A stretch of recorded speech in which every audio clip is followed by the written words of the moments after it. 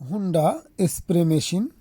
তো এটা দিয়ে কিন্তু বিভিন্ন গাছগাছালিতে বাগানে পানি দেওয়া হয় বা ওষুধ দেওয়া হয়। এটার কিক স্প্রিংটা খুলে গেছে।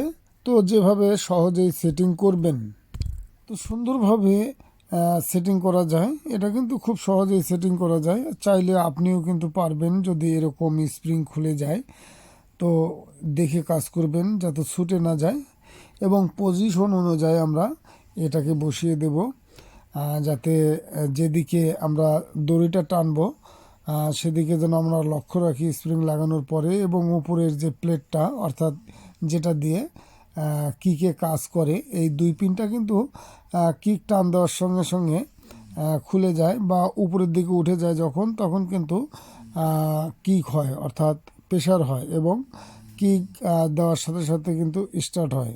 তো আমরা যেভাবে সেটিং করছি ঠিক সহজ পদ্ধতিতে আপনিও সেটিং করে দিতে পারবেন।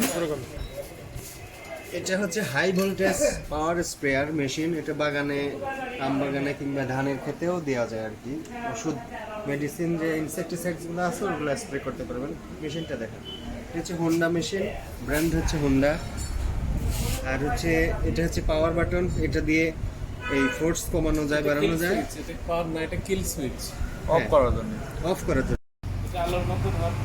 ফার্স্ট টাইম, এই যে আমি বলে দিচ্ছি, সমস্যা নেই। অপারেটর আছে এখানে, ওয়েলটা যেন একটু প্রেস করে নিলেই হচ্ছে, তাহলে